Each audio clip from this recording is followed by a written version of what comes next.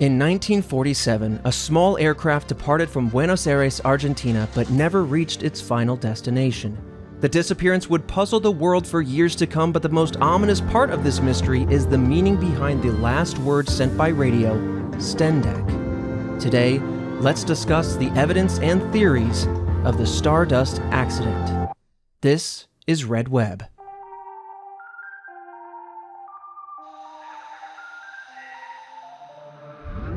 Welcome back, Task Force, to another episode of Red Web, the podcast all about unsolved mysteries, true crime, and the supernatural. I'm your resident mystery enthusiast, Trevor Collins, and joining me hearing about this case for the very first time, Alfredo Diaz. Hello. This gets tricky because like anytime you take flight, there's this thing called the ocean that covers most of the planet, and boy oh boy are we still not fully aware of everything that's in it, or have we explored most of it? And so, like, again, I go back to when something takes flight, there's a possibility that it could drop into the ocean and then it's just never seen again. And it's just that simple. Do you think that's Superman's like biggest fear? He takes off. He's like, I hear a boy in a well somewhere, because that's my understanding of Superman. And he takes off to save the day, winds up somewhere in the Pacific, lost at Cthulhu's grip. He probably laser Cthulhu's arms off, little tentacles. We don't know that, okay? He's an interdimensional being. He could be... True. Could be made of kryptonite. Just pure kryptonite. Well, this mystery thankfully doesn't take place over the ocean because, man, going missing at sea, whether you're on a boat, a plane, or just a man with a paddleboard, would be deeply terrifying. What is that called? Thalassophobia, the fear of just the open ocean and the deep water. Yeah. I mean, it's terrifying. It's pitch black. It's cold. Like, we're not built to go down there. We're not. No.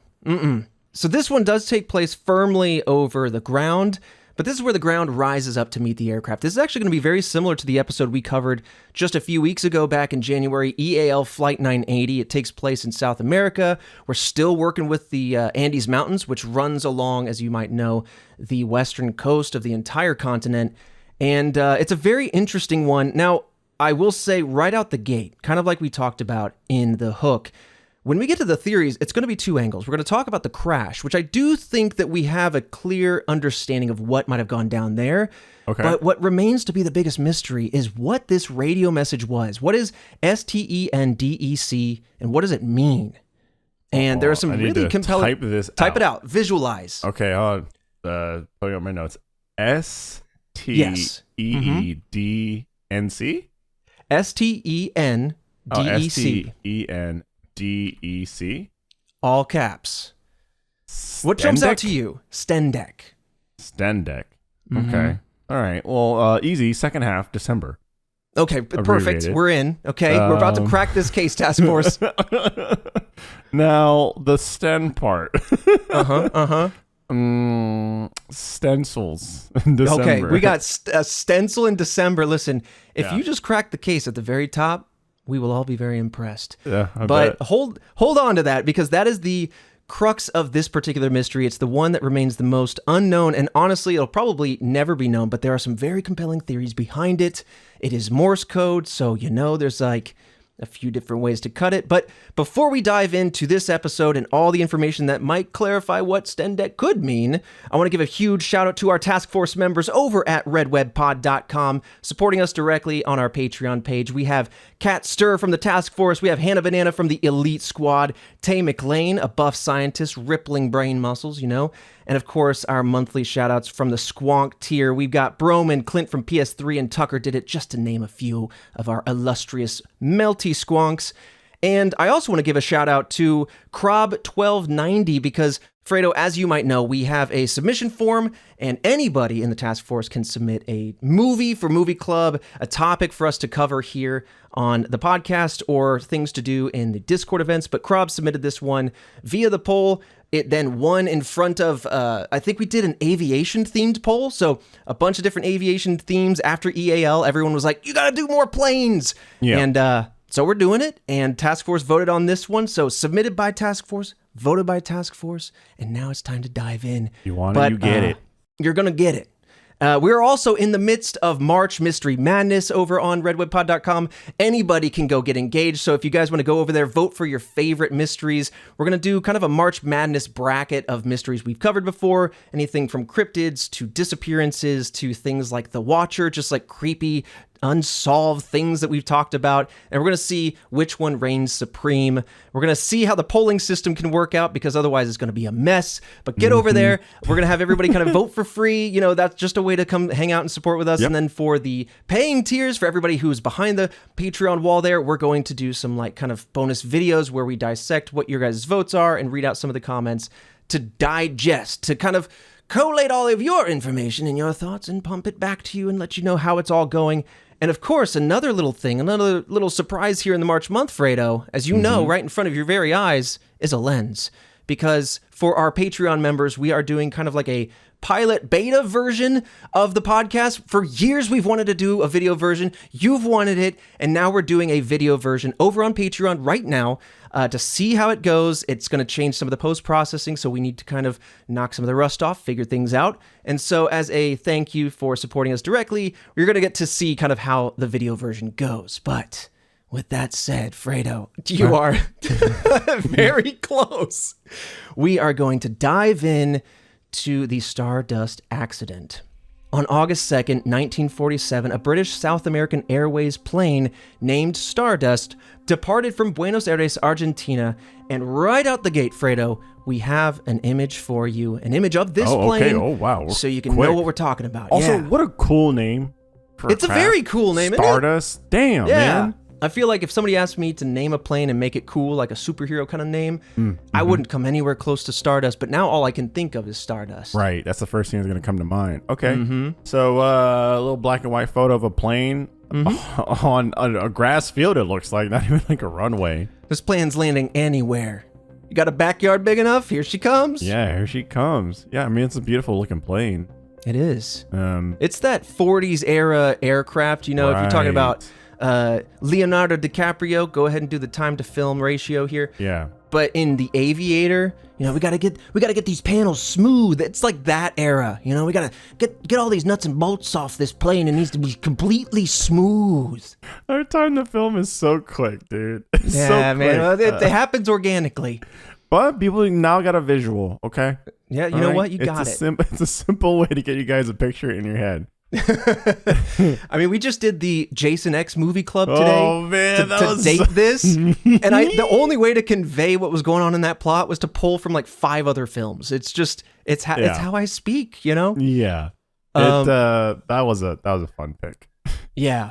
Now, Stardust has a very cool name, and the reason it's called Stardust is because the BSAA Avro Lancastrian doesn't sound as fancy or maybe as commercial. Not at all. But that is the type of plane we're talking about, and I believe the British South American Airways plane nomenclature use star blank. So there's Star Pixie, Star Mentor, Star Monitor, Star Master, which kind of sounds like a workout, but there's Star something, and that's kind of the names we're going after. Now, this Avro Lancastrian aircraft left Buenos Aires at 1:46 p.m. and it was set to land in Santiago, Chile in 5:45 p.m. local time. So about a 4-hour flight. Not too bad. That's not a long flight at all. Yeah. Now, the plane was carrying a total of 11 people on board. We had 6 passengers and 5 crew members. Ultimately, this plane had a carrying capacity between 17 and 19 people, so it's not completely full. It is a smaller aircraft, and when we looked a little closer, because we noted that a lot of the mysteries we talked about have bigger commercial airliners, but larger passenger planes weren't really popularized until the mid-50s, moving into the 60s. As aviation technology got more online, things became more cost-effective, prices kind of came down, and it made it more accessible to bigger aircraft for more people. I mean, look at that ratio of people that are working the plane as the people that are actually passengers, right? What did you say, 17 total and 5 were working the aircraft? So 17 to 19 is kind of the capacity it has, but we have 6 passengers and 5 crew members, so almost 1 to 1. Oh, okay. Yes, I mean, 6 and 5, even then, if you filled it out, it's still, 12 to 5 or something like that? That's like a lot of crew members for a very small amount of passengers. I will say, I'm spoiled by like domestic airline. You sit down, you get some peanuts, you get some pretzels. It's not like you're being waited on hand and foot. You've got the pilot, the co-pilot, usually somebody running like the tech. We also have somebody radioing in. So I believe at least 3, maybe 4 of the crew are dedicated to the cockpit and the operation safely of the airline. And as we'll kind of get into, we're also talking about a time in aviation where they really have to rely on their instruments and what they can see. They don't have as much sonar and advanced technology as we have now with no autopilot. Nowadays, what's a pilot? You know what I mean? They hit go. Listen, a baby could sit in there. A baby could sit in there. Listen, that's not true. Pilots are incredible, but planes are also very advanced too. Yeah, there's a lot of tools now that really help pilots, which honestly, give them all the help they need. You know what I mean? They're flying your plane in the air. You know what I mean? Humans weren't built to fly, but we're making it happen. We're making it work. Yeah, and they work big hours too, because I think there's like a pilot shortage in I don't know if that's a world thing or an American thing. Oh, seriously? Yeah. So they put those hours in. Thank you for being pilots if you are one.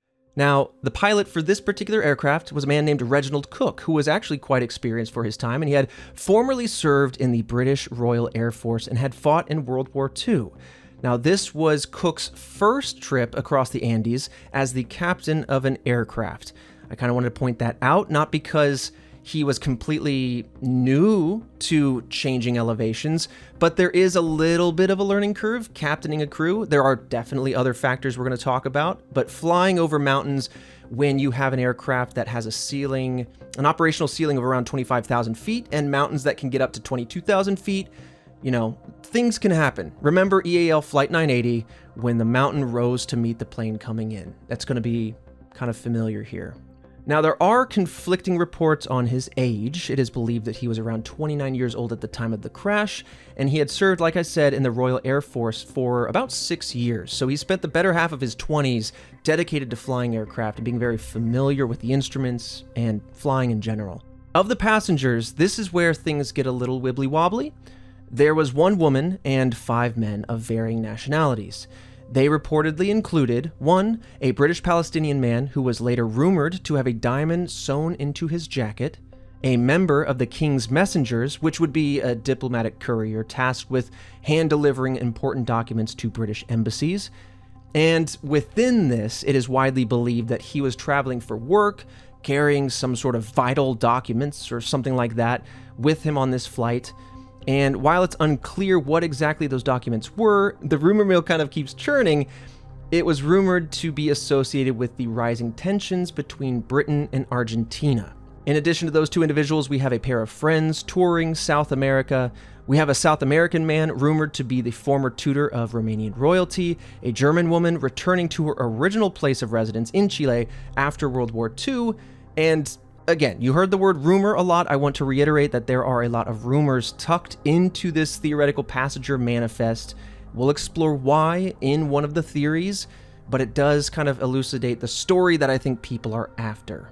Of course, there's people that have government ties with articles, and like it just seems like almost like a film where it's just like all these interesting unique characters, and then there's a mysterious guy with a diamond sewn into his jacket. I'm like, what is of course, like, am I listening to an Audible book right now? It does read totally like a heist. We got the getaway driver.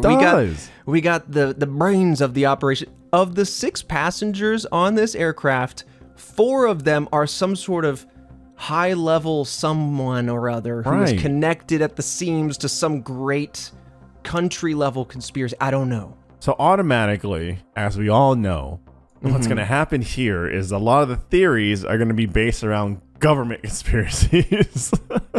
But maybe not. You've been on the show. You know, it's like, oh, we got people with government ties, government conspiracies. Yeah. Was the plane taken down on purpose? What were they after? What were they hiding? Yeah, exactly. So prepare for that spy route of this episode. Absolutely. Now, I do want to say one thing that comes to mind is, yes, the rumor mill loves to chew on it, but at the same time, we're talking about the 1940s. Commercial flights are not as frequent as now. They're maybe not as affordable now. don't know the price of an airline during this time, but I would imagine that because it's more rarefied, it maybe has more cost. It does seem to indicate that, yeah, maybe there are more VIPs per capita of people flying. You know what? That's a great point. I did not even think about that. Right? Like, yeah. Sure, like maybe nowadays, it is more high-profile people. Right, yeah. Nowadays, you got flights. Hell, you can get a cheap flight to Vegas. Well, I was talking to a colleague of ours. Turns out that's off.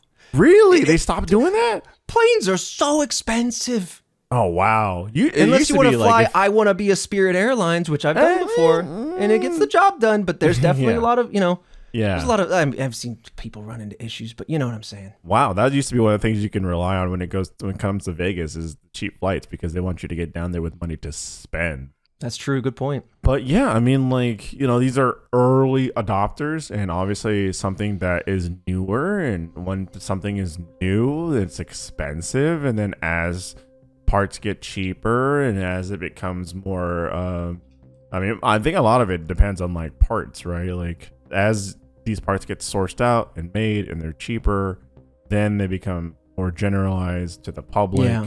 And so, the same thing with flights, right? It's like only how many planes were around at this point? It's that early days research and development, the early adopters, I think you said it best. But coming back to this flight, though, most of the flight went as expected. And again, they were scheduled to arrive somewhere around 5:45 p.m.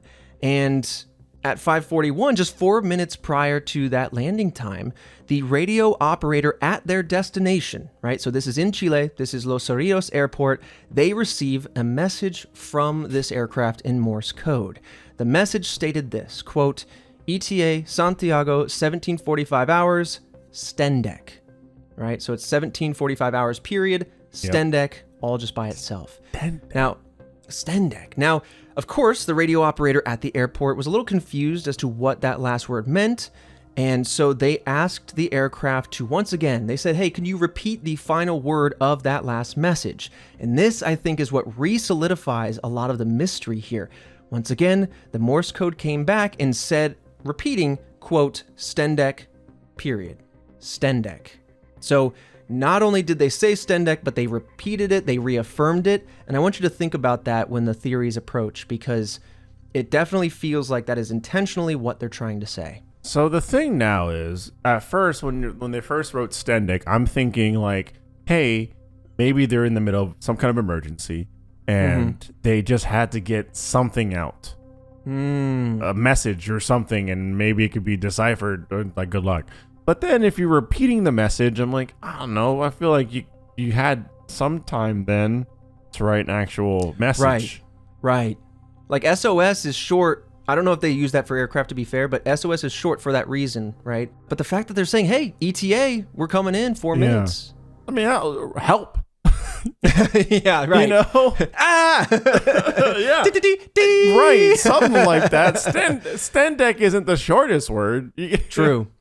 Save or something.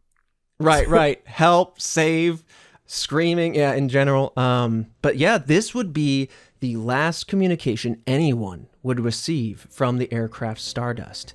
An official investigation by His Majesty's Stationery Office in England was launched on this, and the investigation took into account several different factors, including the pilot backgrounds, the weather, the route taken, the plane model, all of those good things that you would expect. And ultimately, His Majesty's Stationery Office concluded, quote, though lack of evidence due to no wreckage having been found, the actual cause of the accident remains obscure.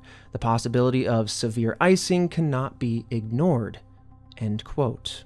I mean, the place that my mind is going is that this is just an early adopter malfunction kind of thing.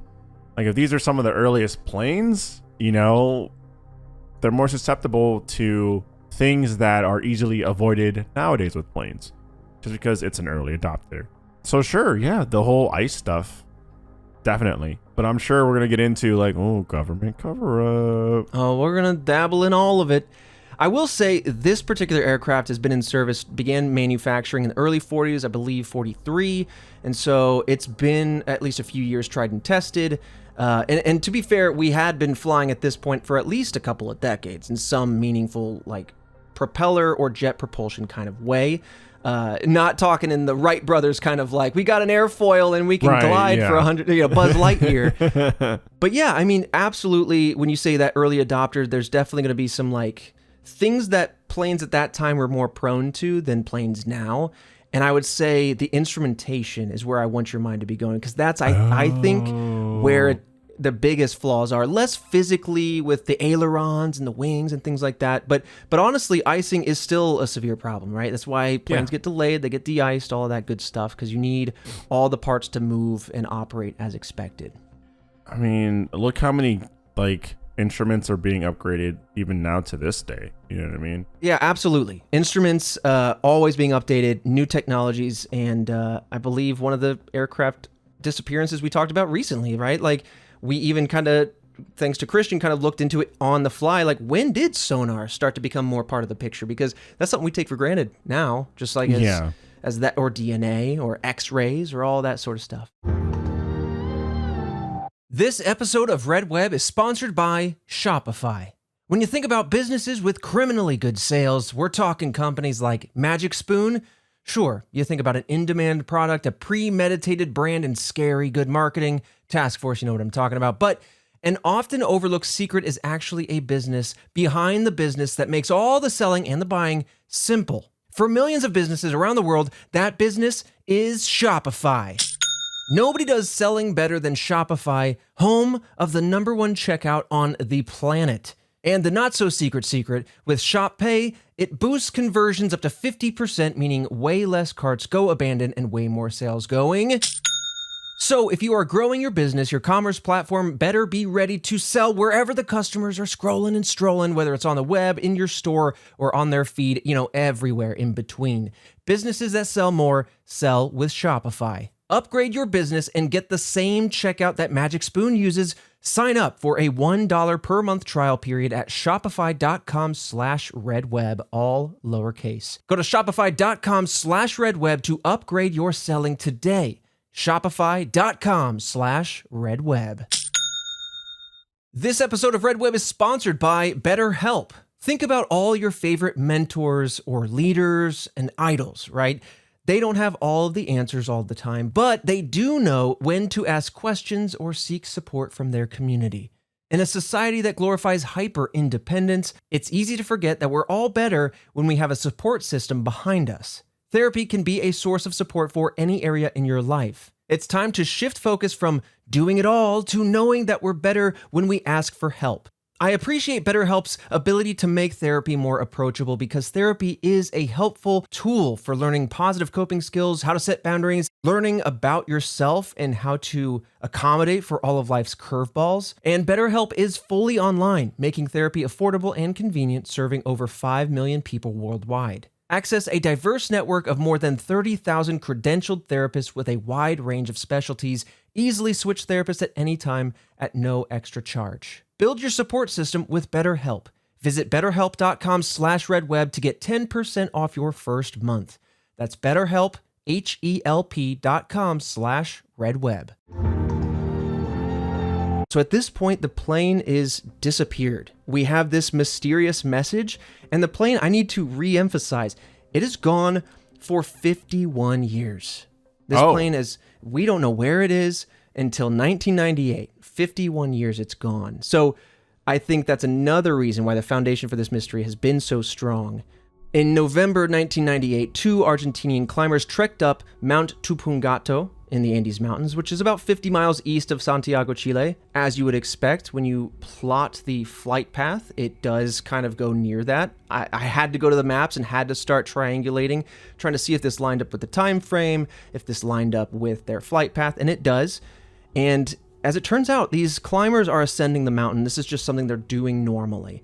And while they're doing this, they stumble upon shredded pieces of clothing, finally a wrecked engine, and then pieces of scrap metal. So they're thinking, this is weird. I don't know why we're seeing clothes and metal in an engine. Right. And they then made this discovery as they reached Tupungato Glacier, which is at an altitude of 15,000 feet. Now, just as we back up real quick, The Andes Mountains, like I've said, are quite tall, and this mountain that we're talking about in particular is one of the tallest in the Andes Mountains. It peaks at 21,560 feet, and again, to reiterate, the operational ceiling of Stardust was 25,000 feet, so, you know, if we are radioing ahead and saying that we are going to land in about 4 minutes, you have to imagine we're in a realm where the plane is now descending, and if they're near these mountains, you can already start to picture the unfortunate circumstance, right? Yeah, I mean, that makes sense. Yeah, if they are on their descent.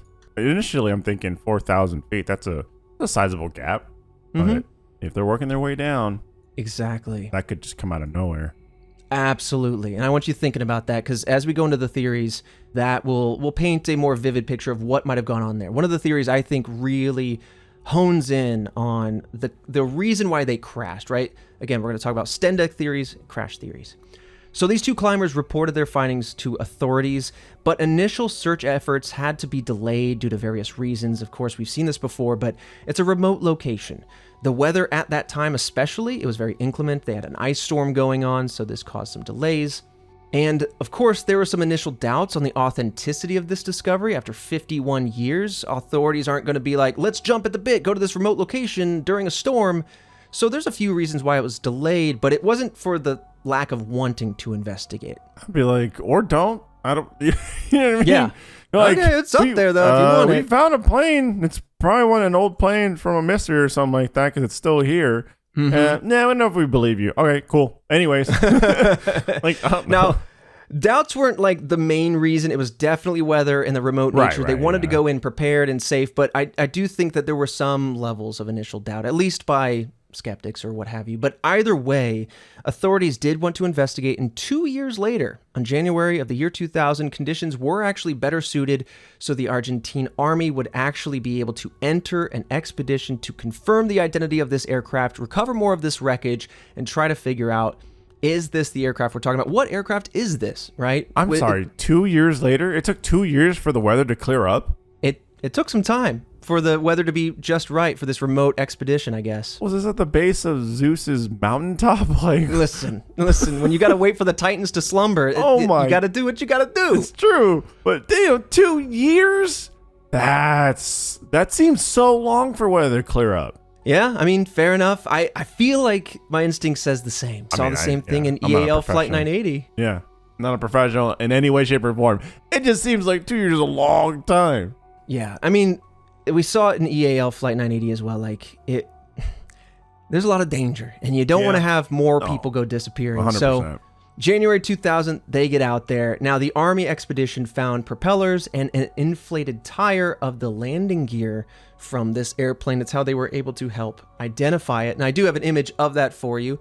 It is a picture they took of the tire as they found it, and you can see that it's similar, to the other. Damn, that thing held up. I know, right? Dude, it looks like you could slap it on a plane and it could go. Granted, I know. The middle, like, little spoke thing's got some rust on it, but that, like, it looks like you could slap it on and use it. It looks pretty good. Looking. Yeah. I would expect, flat rubber and all that, cracked rubber, but it does look fully inflated. But in addition to these two items, they also found human remains. And because we're here at the turn of the century, they were able to do some DNA testing.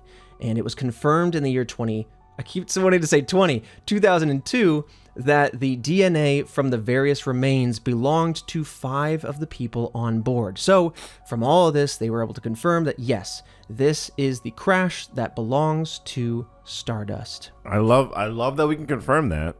Yeah, there's some tangible evidence here. But also it makes sense that we would eventually find it. It's not like it would crash and then just fully dissolve back into the earth. Yeah. It's not going to happen. It melts down and grows into a plane tree that grows planes. Yeah. So as I kind of hinted at up into this point, as we approach the theories, I want to break it into two halves, which is kind of abnormal for us. There are two different angles to look at. Of course, we have a plane descending on approach as mountainous terrain rises to meet them. So this does set up a difficult position for any pilots, whether they're unfamiliar or not. We'll talk about that in the second half of the theories. Why did they crash? But of course, we have the mysterious radio signal, STENDEC. What does it mean? What were they trying to convey? What was the radio operator sending over to the airport? Was it something normal, expected, or was it something a little bit more sinister? Was it broadcasting something to be fearful of? Was there an emergency, like you were kind of indicating?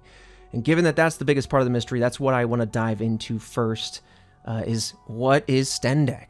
So now that we've gone over some of the information, stenciled December in our rearview mirror, does anything jump out at you, knowing a little bit more about this plane's route, maybe other things that they had said, that it gives you, I'm setting you up for failure a little bit, but do you have any inclination, just as like some virgin eyes on this mystery?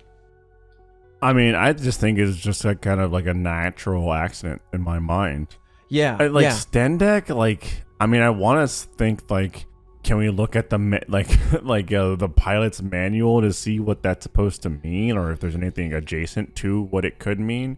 But then I feel like we wouldn't be having questions about STENDEC if that was the answer.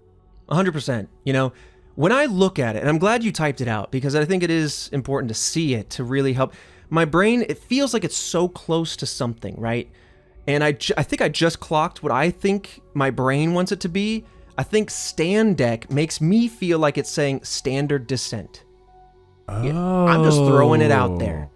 Oh, yeah, I like that. Yeah, or like starting entrance descent. You could make up anything, and some of these theories just start doing that. But without further ado, let's dive into some of the popular theories, not just our own. And of course, we're going to start with my favorite one. It's not going to be it, but it's a topic we always got to bring in. So just a few weeks prior, let me give you some background. Just a few weeks prior to the Stardust crash, the world was made witness to the Roswell incident. I think that's important to know. So this occurred in New Mexico in July of 1947, just a few weeks prior, and coupling the recency of this incident with the strange nature of the disappearing flight that said STENDEC and disappeared, rumors at the time of this incident began to swirl, right? That aliens might have swooped down and abducted this aircraft, leading to the complete disappearance of this aircraft and everyone on it. Well, we found it, but who's to say the aliens didn't take it and plant it back to make it look like a crash Don't scene? give them that. Don't feed them that. Man, that's that is the NFL scripted or not kind of logic where you go, well, that makes sense, but what about this counter logic? And you start to get like super deep on it. I love to hear those debates, and I've got no horse in the race, but what if they got abducted and aliens said after 51 years, they're like, we got to put it back. There's some hikers right there. Put it right in front of them. put it right there. And then they're just watching, like, oh, they found it. They found it. They took the bait, suckers. And they're like, wait, they're not investigating for 2 years? Make the aliens wait for it. But there's no other proof of this being, an extraterrestrial event. And the fact that it has since been found does pull some oxygen out of the theory. But it is a fun one. Oh, always fun. And you always got to have the alien theory. Always. I think the beauty of always having an alien theory is how is it that they try and piece it together? How did they get there?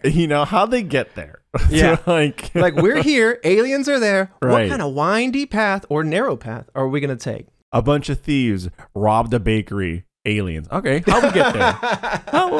How did we get there? Stitch this together for me. Yeah, listen, I love me a good juicy theory, and Task Force, I'm desperate for the goodness that's going to prove it, because, let's just face it, we want them to be out there. We don't want them to be vicious. No. We want them to be out there. Okay, now, moving on, this is one of the most popular theories around STENDEC, and it's the anagram theory, and they're all so compelling. Okay, so this theory points out the word STENDEC. When rearranged Tom Riddle style, you get the word descent. DESCENT. Oh.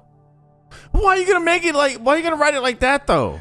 I know, right? So the reason behind that, as the theory goes, is that it relies again on the assumption here that the crew might have been suffering from what's called hypoxia if they were flying at 24,000 feet in an unpressurized aircraft of this size. Now, hypoxia, if you're not aware, is a condition that can happen at high altitudes where the body does not receive enough oxygen to its tissues. It can lead to all sorts of things, but primarily for the sake of this theory, things like difficulty breathing, confusion, loss of consciousness. And so if you are in this dreamy state, you might instead I'm saying descent as part of my normal message, but I'm actually saying STENDEC. The crew did have their own supplies of oxygen, and so that should have been able to solve any sort of situation having to do with hypoxia if it occurred. But in addition to that, what stands out to me is the fact that they then reiterated that same message twice. If this was confusion and they scrambled it by accident, the fact that they scrambled it the same way 2 more times it's a good answer. I love it. But I don't know if it's clicking with me, but or maybe, they were hit with, was it hypoxia? Hypoxia, yeah. And then the pilot wrote STENDEC and thought he nailed it and then wrote it 2 more times. I mean, I don't know, maybe they wrote it, thought they nailed it, and then just went, write it 2 more times. All I gotta do, and they're just sitting there and they're just like kind of woozy, or I don't know what the feeling is. They're just like, okay, I got it the first time. All I gotta do now is just repeat it again. He's only gotta write it once because then the radio guy just goes, oh, I mean, he's asking for what it says here. Resend. I'll just say that again. I'll just, but then he thought he wrote it right the first time, and then just kept saying resend. Now, this is why I get excited, because while that theory is really compelling, I do like it, right? The next one is just as compelling. And then the third one's, it's interesting.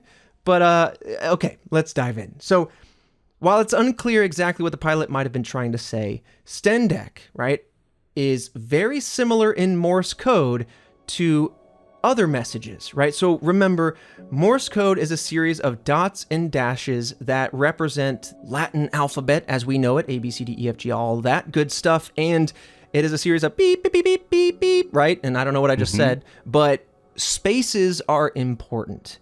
And if you move the spaces around, a dot for one letter could be misappropriated to the previous letter, or a dash could move, or what have you, which would leave you with different letters than what maybe you intended. And so the idea here is that there was a misinterpretation between either the sender or the receiver, because STENDEC is similar, if not near identical to the word, and I'm going to spell it out, SCTI-AR. In Morse code. In fact, they use the exact same dot dash sequence, but it employs different spacing between the characters. So STENDEC equals SCTI-AR. Why is this important? What is this theory asking for here? Well, SCTI is the airport code for Los Rios Airport in Chile, which would have been the final destination of this aircraft. And AR is Morse code for over. Right? So when you're sending a radio voice, you might hear the over, signifying the end of a message, right?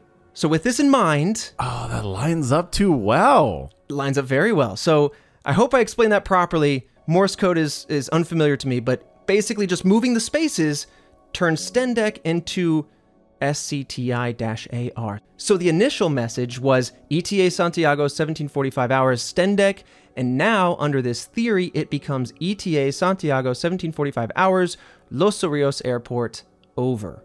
That's gotta be it, right? It's like such a coincidence that it would line up to be exactly that.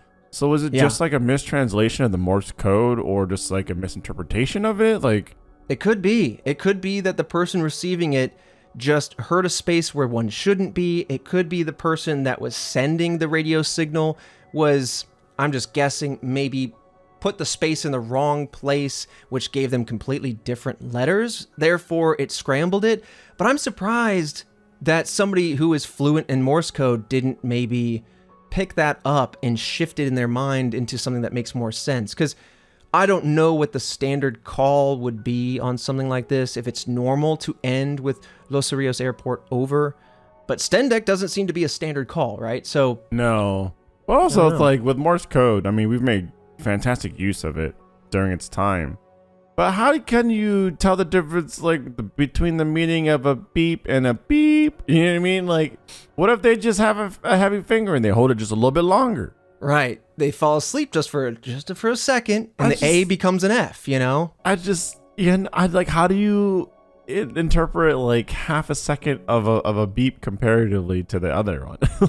I think it's just getting really good at it. I watched a video, and maybe I was incredibly bored, or maybe I was incredibly interested, but I watched a video of this man who taught himself Morse code. And the idea was, you start out slow. You start out trying to memorize each of the patterns. And so the beep, beep, beep and the beep, beep, beep, they're different and more obvious. So when you get to the point where you can recognize them, you can speed it up, right? Because I didn't start talking like this as a 2-year-old. Right. It wasn't until 3 that I started reading Shakespeare. But, but language speeds up. And so I imagine the same happens with Morse code. But it does seem to be a flaw in the plan when a beep can move this way or that, or be a dash. Right. And then also, like, you got to think if they are in a situation where they're panicking or they're in distress, like, good luck trying to nail the correct tone of beep for the correct length. Right. Let me send that again. I think I went too short, on the dash on that one thing. With that in mind, though, within this theory, there is another misinterpretation angle, and that says that stendek, surprisingly, is just one character off from the word VALP. And why that's important is because that is the airport code for Valparaiso Airport, which is 58 miles northwest of Santiago, and maybe they were changing locations. But again, they said ETA Santiago.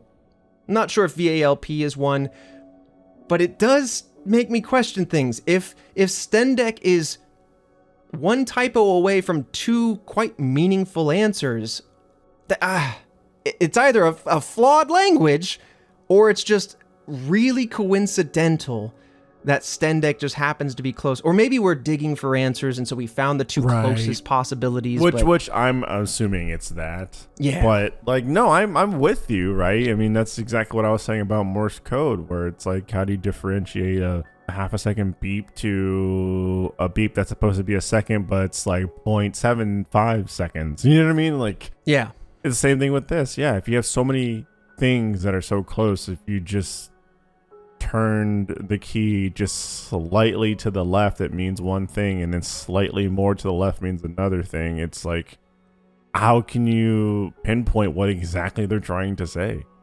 I don't know. Either way, I think the Los Cerrillos Airport over makes the most sense. It's a moved space. It's the most easy accident. We like to cite Occam's razor. If that applies here, boom. Takes the most assumptions out of the equation. That's the simplest answer. But with that said, there is one more theory. And the problem with this theory is, I think, pretty obvious, but we'll dive in. So it has been speculated that instead of being an anagram or a mistype like we've talked about, stendek is actually an acronym for something. And this is where you can maybe see that all sorts of acronyms could be made. We started having our own at the beginning, but some of the more popular ones are Stardust tank empty, no diesel, expected crash.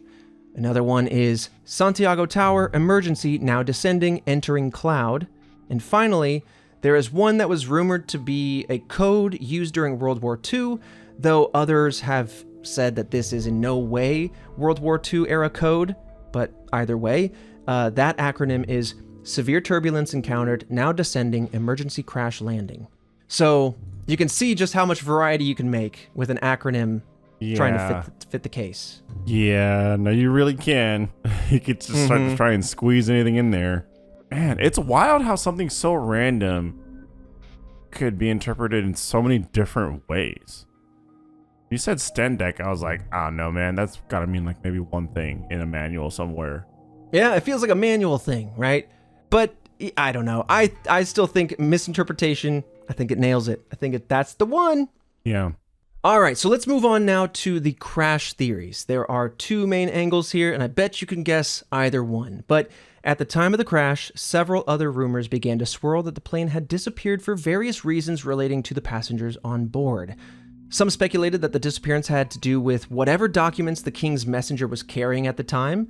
Others began to believe that maybe it had something to do with the Palestinian man with the secret diamonds sewn into his jacket.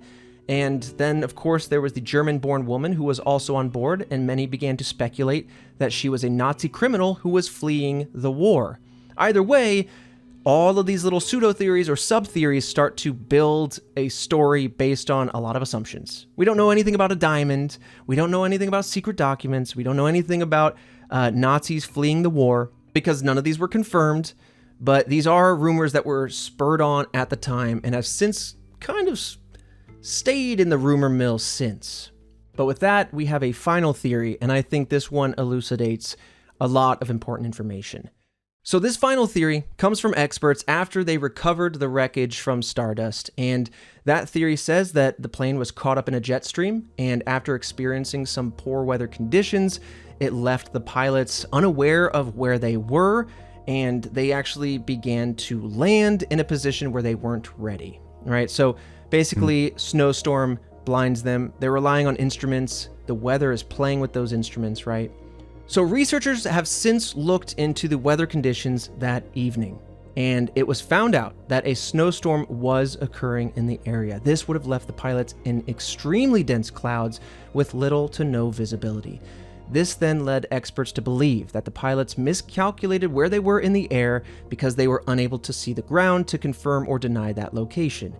It's further theorized that because of the storm, the pilots might have entered a, quote, jet stream zone where they were more susceptible to stronger winds, which is, at the time of this crash, right, we're talking about the 40s, you talk about this early adopter era, these jet streams weren't as fully understood at the time of the crash, nor were they fully understood as far as what they would do to the instruments, right? There's like pitot tubes and things on the outside of the aircraft that measures pressure, and from pressure you can start to gather speed information and other data as far as altitude and all of this stuff.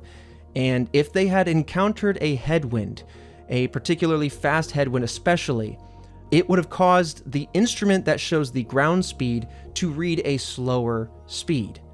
Now, if they had done this, if the ground speed was reading slower than normal, maybe the pilots would have thought, oh, cool, this is good to know because now we have finished crossing the Andes Mountains and now we can begin our descent. So basically this headwind blasted them, made the instrument show a indication that they were past the mountains. Now the ground speed, as you can kind of imagine, it's essentially the speed of the aircraft in relation to the ground, not the air speed.